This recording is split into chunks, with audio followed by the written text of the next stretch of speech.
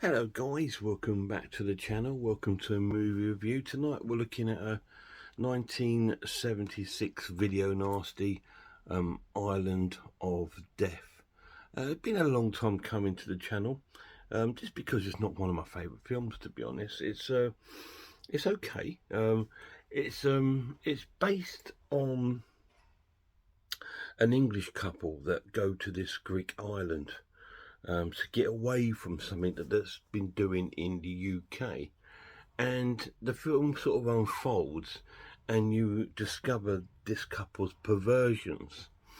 They have this perversion of killing people and things, and filming it and taking photographs and stuff like this. So they've got this sort of really strange sort of fetish, and it's all sort of sexually driven.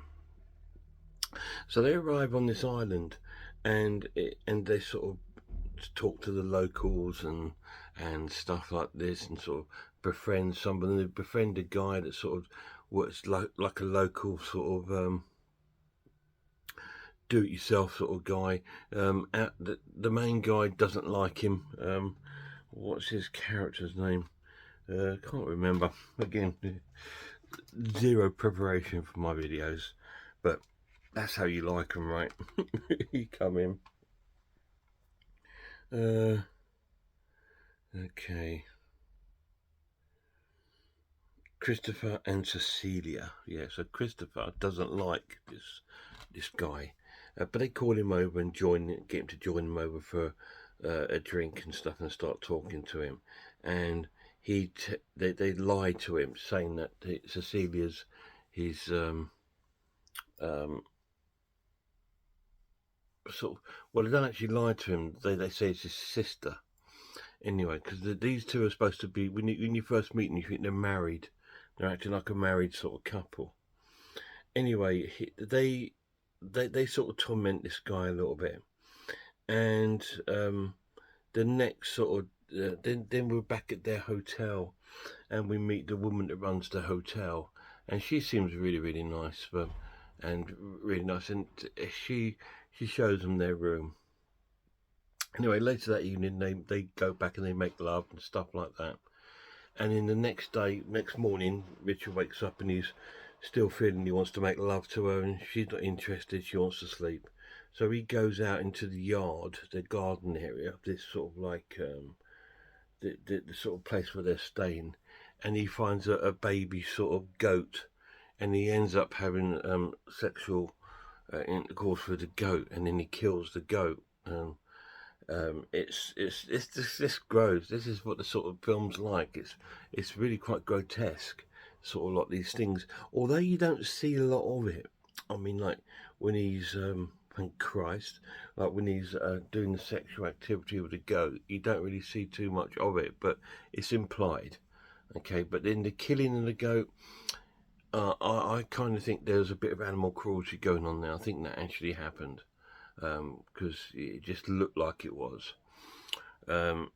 Anyway, so he kills this goat, and then the couple, when she wakes up, they go off to this church that's being painted by our DIY man, and they torment him.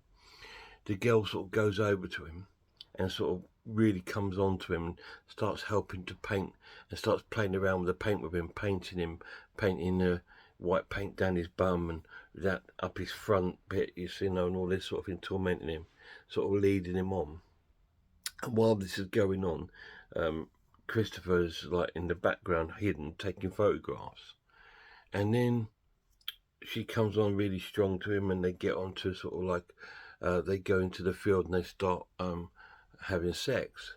The DIY guy and Cecilia, and he's still loving it. The so-called husband, Christopher, and he's taking loads of photos and stuff like this. And then he sort of like comes in, interrupts, and they sort of then they start attacking the DIY man, and they sort of like render him almost unconscious, and they put him on the ground, and then they put nails through his hands and sort of crucify him to the ground,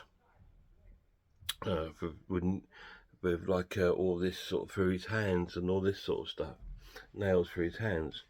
and they go on their merry way, and they do this throughout the whole film. The film runs for about an hour and 50 minutes. So it's really like an hour and 50 minutes killing spree as they work their way through this little Greek village on this Greek island.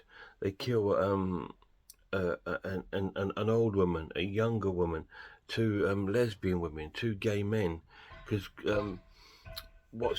Christopher thinks that it's all like a sin and it's disgusting and thinking, and it's like, perverted. A bit. Well, what are you doing is perverted, killing people, and you know, incest or bestiality, and incest, because it turns out that she is his sister, and all this sort of thing sort of goes on throughout the film, and then they start worrying about, are they going to get caught? Because back in there's one scene near the beginning where he phones his mother up in the phone box. He's in there sleeping, and they start having sex in the phone box while the mum's listening. But the mum's phone has been tapped by a police officer. This sort of black dude who's like a police officer, and they found out where he is. So he flies over because they're obviously after him for this sort of behaviour they've been doing in the UK. So they've flown away to get away from this, but they're leaving a lot of evidence behind them because it's such a small island. So who else can it be? Anyway, he flies over, and he doesn't have much of a part because they see him, and then they sort of capture him, and then he gets killed as well. He gets hung from a flying aeroplane. Um, it's a very bizarre sort of film, and it's all over the shot. It's not like the story. Well, there's not really much of a story apart from these are just two perverts running a killing spree on this island in Greece, and yeah, and it just sort of follows this whole sort of story with these sort of absurd sort of killings. A lot of them are not that visually explicit, but because of the way it is, and you think that's just shocking. This is why I think this has become a video nasty, because this Arrow edition apparently is the uncut edition. Because when I was watching it, I was thinking, is this cut or is this? Because it's not as graphic as I thought it was going to be, but the graphicness is in your thoughts, thinking, oh my god, why are they doing that? It's horrendous. And just torturing these poor people who have nothing to do with anything, and they're obviously running away from crimes that they've been doing in the UK. And then eventually, throughout the film, they meet a shepherd, and the story sort of changes its plot slightly and becomes even a bit more stranger. But it's a really, really strange, but quite a cool film. I quite enjoyed it, apart from the bestiality bit and and if that was animal cruelty. That's the only bit I didn't like about it, because I don't like what people do to each other is totally and utterly up to them. But yeah. Anyway, this is the Arrow edition. It contains 2 discs. It's got the Blu-ray and the DVD, and it's also got a booklet. It's also got a reversible cover. I think the reversible is the original sort of artwork, which is that. And this is the new commission. Well, not new, but it's the commissioned artwork. So what did I think of the film? I thought it was good. I enjoyed it. It's not the sort of film I would go back to very often to watch, because I didn't really get too much out of it, in the sense of like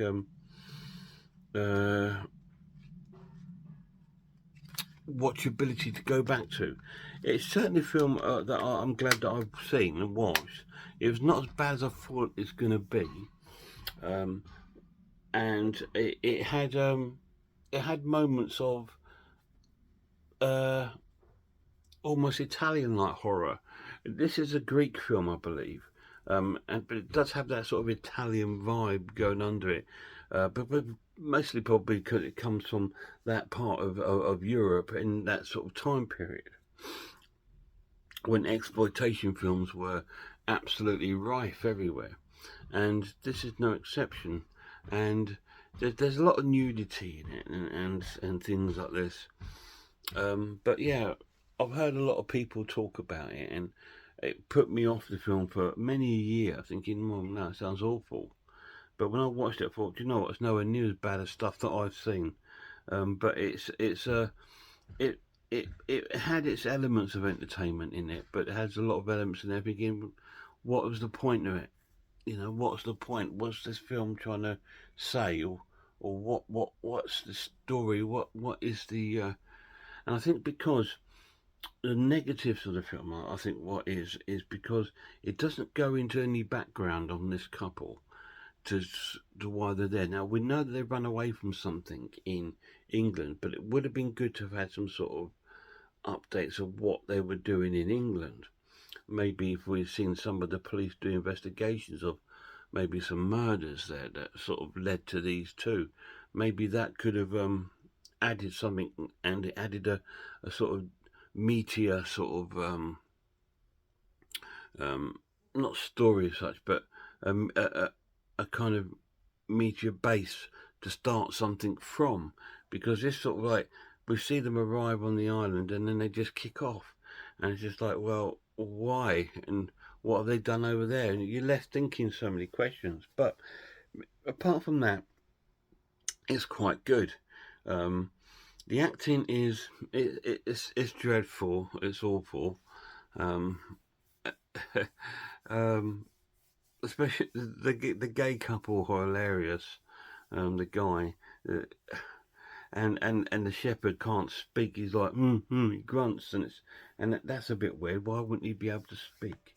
But anyway, there's all these sort of little weird, bizarre things happening in film. But I suppose this is what probably develops a cult film, if you know what I mean, because of its sort of quirky weirdness and these sort of little bits of moments in film where it's like a certain character can't talk, or um, this old woman who's sort of like perverse and into young men.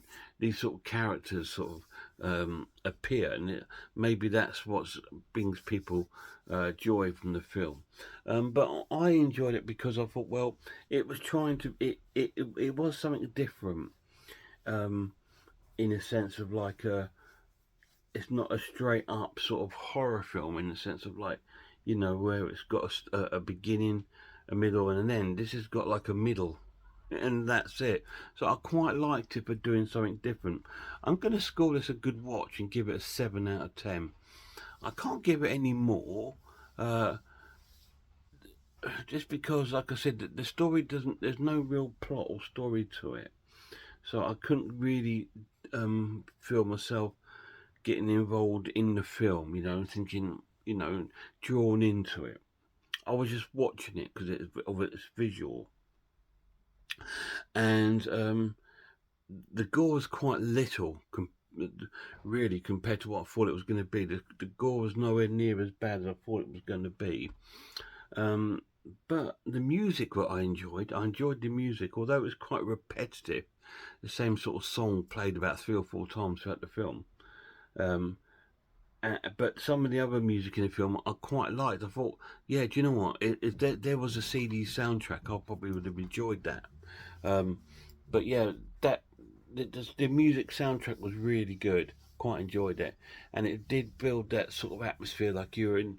I mean, I felt felt more like Spain and Greece, to be honest. But it was really, I like the setting. It reminded me of a Savage Island sort of setting as well, which I love. You know, I love that film. It's one of my favourite video nasties, and that's just got a re-release. My lads picked it up and he enjoyed it. Um, but yeah, apart from that, that's all I got out of it. So I can't give it a higher score than 7 out of 10. Any of you guys seen it? If you have, let me know down below what you think of Island of Death. I think its reputation um, um, doesn't suit the actual final product, if you know what I mean. Because I suppose because when you see films with these big reputations like Sarlo, um, Faces of Death, or uh, Cannibal Holocaust, even, with their reputations, and they pretty much live up to it. This was a little bit anticlimactic because it didn't really live up to its reputation of being this perverted bestiality, gore sort of murder spree. It had that in there, but not to the excessiveness as its reputation precedes it. It was quite a bit of it is off screen, and it's just thinking, okay, so where's all this massive sort of like disturbing killings? Yes, it is disturbing. The idea of him, the disturbing bits is what your mind says. The idea of him having sex with a goat and then killing it, it's just, it's weird and it's wrong. And, and if that goat was killed, I'm disgusting. But it's nowhere near as bad as people think the film is. But it was a good sort of watchable film. It's not a film I will revisit, I don't think. Maybe in a few years' time I'll go back to it. But it will look good on the shelf in my Arrow collection.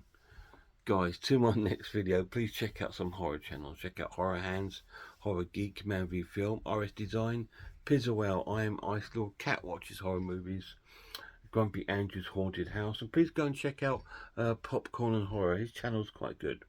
And a massive shout out to my lad. Till next time, look after yourselves, look after one another, and I really hope I see you all soon.